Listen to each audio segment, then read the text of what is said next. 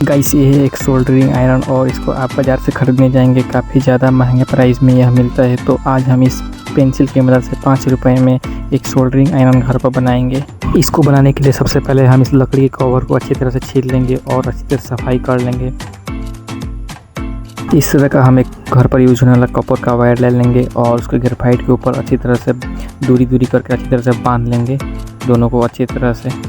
अगर आप नए हैं तो हमारे चैनल को सब्सक्राइब कर दीजिएगा और इस वीडियो को लाइक करके एक कमेंट जरूर कीजिए। अब हम इस तरह का घर पर यूज होने वाला चार्जर एक ले लेंगे, वो भी 2 से 3 एम्पियर का होना चाहिए। और ये बहुत ही ज़्यादा पावरफुल सोल्डरिंग आयरन बना है घर पर और आप बना के काफ़ी ज़्यादा इसको मज़ा आ जाएगा। इतना देर वीडियो देखने के लिए आप सभी को धन्यवाद।